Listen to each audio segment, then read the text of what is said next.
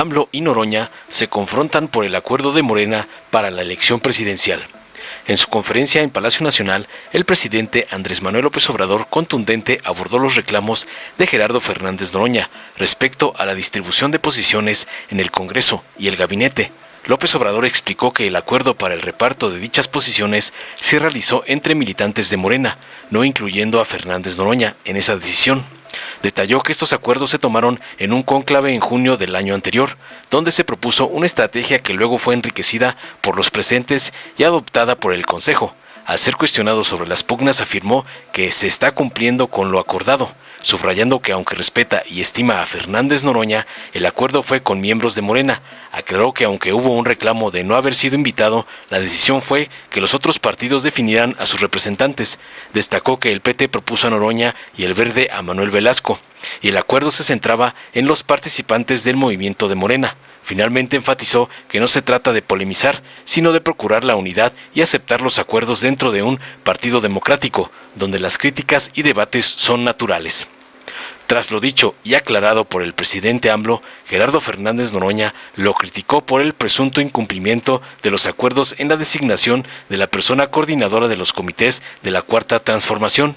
En un mensaje leído en el INE, Noroña lamentó el disque sectarismo promovido desde la máxima responsabilidad pública del país, considerándolo un error.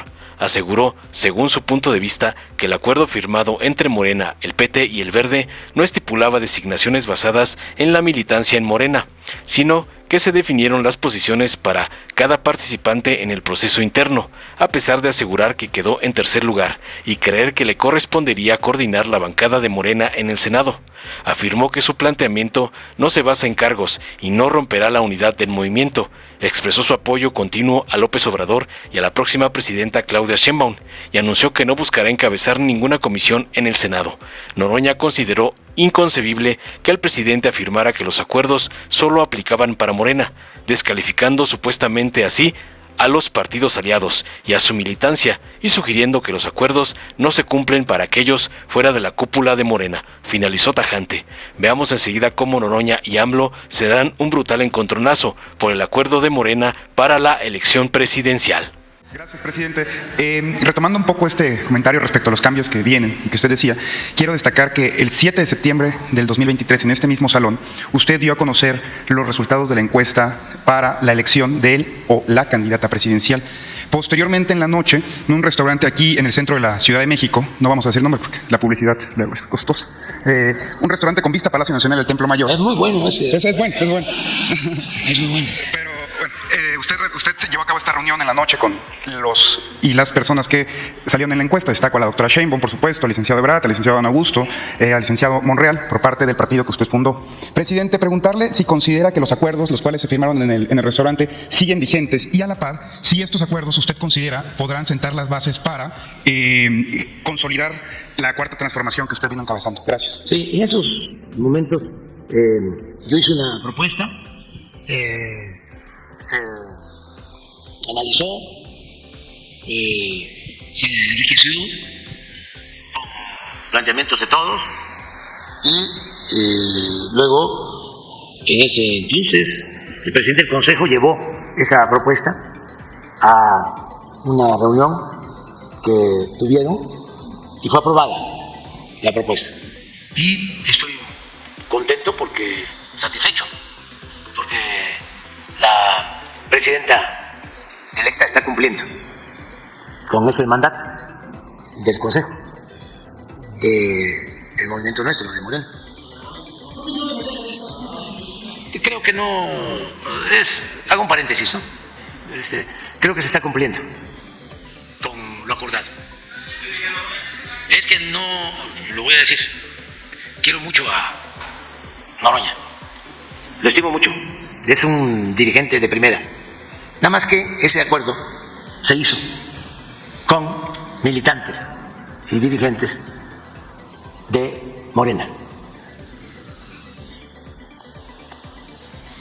Ya, acuérdense que hubo un reclamo de él, de que no se le había invitado, pero eso ya fue parte de la decisión que se tuvo ahí, de que se tenía que invitar. Ahí mismo en esa reunión primera se decidió que para el caso de los otros partidos, sí, se les tenía que pedir a ellos que decidieran de acuerdo a sus procedimientos y que postularan a uno para participar en la encuesta.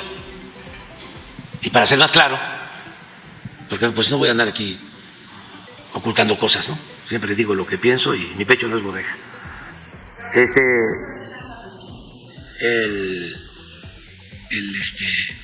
PT propuso así y el verde así está. Y el acuerdo original tenía que ver con los que participaban en el movimiento Morena. O sea, para aclararlo, o sea, bien. Y no se trata pues de polemizar sobre esto, yo no tengo nada que ver, nada más que se tiene que procurar la unidad, ¿sí? Y aceptar los acuerdos. ¿Tendría que ser precisamente para evitar este encontronazo? No pasa nada. No, un partido democrático, un movimiento democrático, tiene que haber críticas y cuestionamientos y debate. Nada más que pues hay que aclarar bien, porque incluso a mí me tocó hacer un borrador que propuse. No fui ajeno. Claro, yo no tuve que ver en quién iba a quedar, porque es muy importante, más que eso, está muy difícil que lo reconozcan, que por primera vez no hay dedazo. Eso que debería de reconocerse, no, eso pasó de noche. Entonces, yo hubiese aceptado al que hubiese salido, ¿sí?, en la encuesta, porque esas fueron las reglas. Salió Claudia, siento, ahora también, lo digo, que fue muy buena decisión. Por eso sostengo que el pueblo es sabio.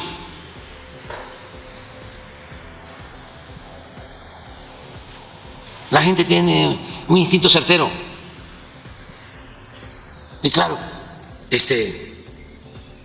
creo que lo acabo de decir en una entrevista con los del Chamuco, sí, que creo que Claudia en todas las encuestas en promedio obtuvo 8% arriba, y en la constitucional pues estuvo reñido, como decía, ¿cómo se llama Maxi Collor? Bastante apretado, ¿no? ¿O cómo se llama el que fue del CISEN de Calderón? Guillermo Valdés. ¿Esos cuánto daban? ¿Aiza? Aiza. No, mucho más cerrado, o sea. Sí, pero había otra. México elige. México elige, ¿de quién es esa? Pues eran asesores de la campaña de la Claudio. oposición. De la oposición. De Claudio, sí. Y no ha informado Claudio, ¿eh? No ha informado. Sí, y además, aparte de informarle al pueblo de México, que le informe a los que engañó, porque les hicieron creer pues algo que estaba muy, pero muy lejano a la realidad. Eso que hicieron, por ejemplo, el día de la elección, que salen a decir, ganamos a las 6 de la tarde. Pero además, lo que tenían, ¿no?,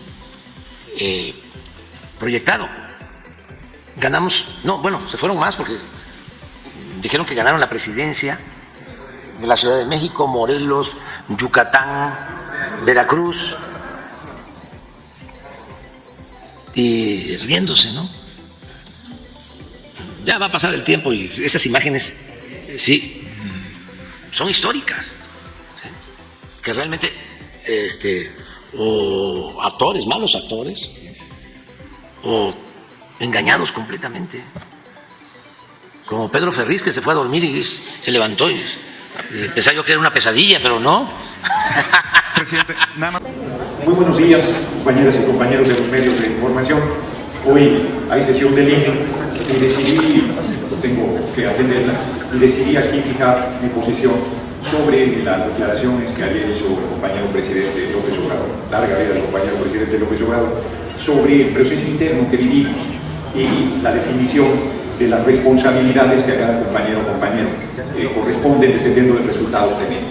Yo lamento que desde la máxima responsabilidad pública del país se promueva el sectarismo. Yo considero un error y yo no acostumbro leer mis intervenciones. No es una forma de oratoria que me guste y sin embargo hoy he decidido leer un documento para que sea muy preciso lo que digo y no tenga posibilidad en lo posible, valga la redundancia, de distorsión. La palabra se cumple.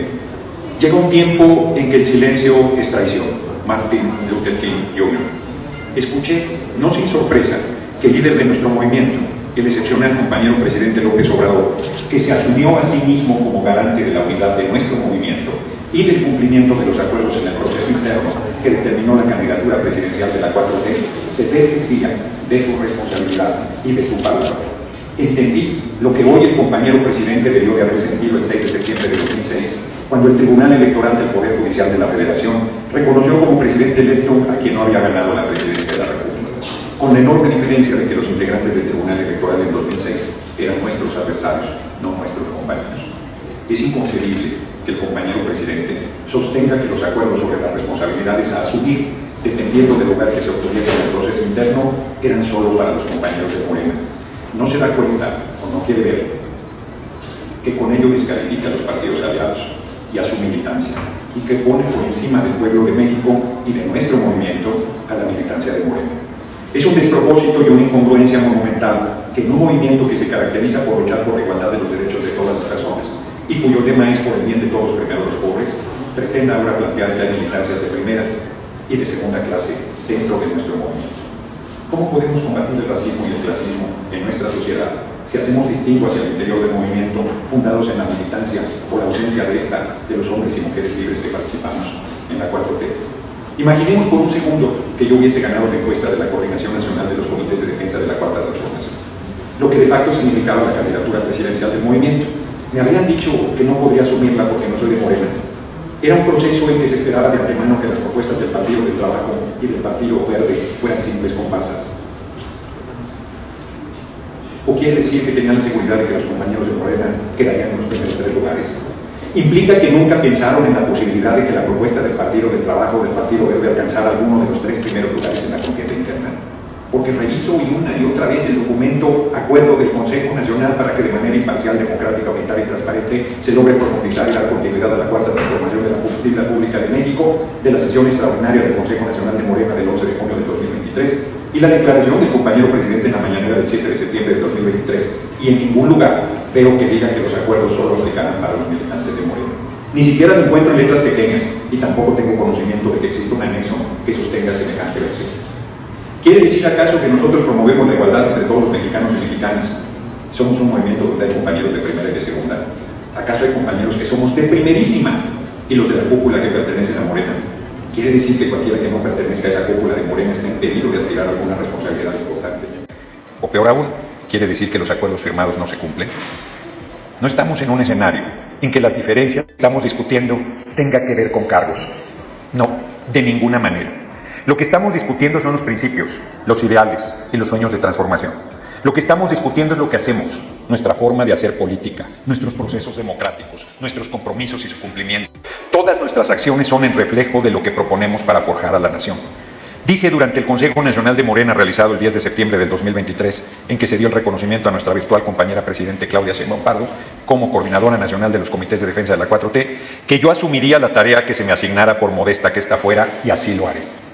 Desde este momento anuncio que no solicitaré encabezar ninguna comisión o cargo dentro de la Cámara de Senadores. Sostengo que, como lo he hecho a lo largo de mi carrera política, seguiré defendiendo los derechos humanos y sueños más anhelados de nuestro pueblo, y lo haré desde la fracción de Morena en la Cámara de Senadores. Sostengo también que es una paradoja el que sea un alto honor ser senador de la República y que, sin embargo, es excesivo que se considere que es el máximo cargo al que puede aspirar un compañero del movimiento que no esté afiliado a Morena. Sostengo que lo único que exigiré con firmeza es el respeto a mi participación en la tribuna de la Cámara de Senadores y manifiesto con ello que lejos he estado de disputar un cargo. Lo único que he exigido es el cumplimiento de la palabra empeñada.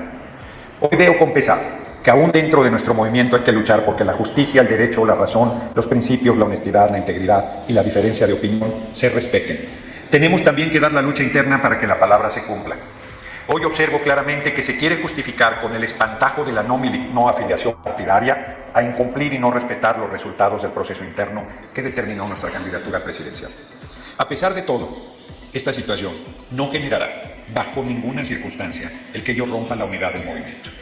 Este pésimo escenario no evitará que defienda que yo deje de vender hasta el último segundo de su mandato al compañero presidente López Obrador y a su tarea realizada al frente de la presidencia de la República. Esta diferencia mucho menos me desviará del compromiso de apoyar con toda mi entrega desde el primer segundo de su mandato, el 1 de octubre de 2024, a la próxima compañera presidente, Claudia Sheinbaum. Sin embargo, esta discrepancia no se debe dejar pasar. Convoco a los integrantes del Consejo Nacional de Morena a manifestar su opinión sobre esta diferencia. Convoco a la militancia de Morena y de nuestro movimiento a manifestar su opinión sobre esta situación que considero profundamente injusta. Convoco a los 5 compañeros que participaron conmigo en la contienda interna a manifestar su posición frente a esta situación. Pero sobre todo, convoco al gran líder de nuestro movimiento, al soberano, al pueblo de México, a que manifieste su posición frente a estos hechos. Es el pueblo de México el que hizo posible el triunfo de la presidencia de la República en 2018. Es el pueblo de México el que logró el triunfo arrollador el pasado 2 de junio de 2024. Es el pueblo el que tiene la última palabra y a ella me atengo. La convocatoria que hago no es para que se cumplan los acuerdos, es obvio que ya se decidió no cumplirlos. Lo que pretendo simplemente es que se sienta un precedente para que esto no vuelva a suceder nunca más al interior de nuestro movimiento. No es la primera vez que se me cierran los caminos dentro del movimiento por pura mezquindad. Deseo y exijo que sea la última. Exijo con toda la fuerza de mi voz que no permitamos que este tipo de cosas se impongan al interior de nuestro movimiento, porque nos llevaría a un deterioro y nos alejaría de los objetivos de servir al pueblo y a la patria con honor y patriotismo. ¿Quién podría confiar en un movimiento si se sabe que a una de sus figuras más destacadas se le incumple, se le descalifica, se le vitupera, se le falta el respeto, se le pretende señalar de ambicioso vulgar por el solo hecho de pedir que se honren los acuerdos? No debo ni quiero quedarme en silencio frente a esta situación que me agravia, pero sobre todo que agravia a todos los mexicanos y mexicanas que respaldan mi aspiración y que avalan la manera en que contribuye a esta revolución sin violencia que es la Cuarta Transformación. No puedo ni debo quedarme callado, porque como bien decía Martin Luther King, todo creyente tiene la obligación moral de combatir la injusticia, y yo como no creyente estoy convencido que todo ser humano debe combatir la injusticia, y más obligación tenemos de hacerlo cuando la injusticia se impone sobre uno mismo. Pero en este caso la injusticia recae en los millones de mexicanos que han creído en nuestro movimiento y que lo respaldan activamente. No es un agravio personal solamente, es un agravio a los principios democráticos, a la honestidad, a la ética y a la vocación de servicio y a todas las personas que ven en mi voz que los representan. Finalmente, que no se distorsione mi sentir, convoco a la unidad del movimiento, convoco a la unidad de los partidos del movimiento, convoco a la unidad del pueblo y convoco a erradicar las prácticas que hemos combatido durante toda la vida. A los principios de no mentir, no robar y no traicionar, habrá que sumar lo de no simular y no claudicar. El pueblo tiene derecho a vivir y a ser feliz. Ricardo Flores Magón, Gerardo Fernández Noroña, Tepoztlán, Morelos, 26 de junio del 2024. Dale en me gusta, suscríbete, activa la campanita y compártelo para que más gente lo vea.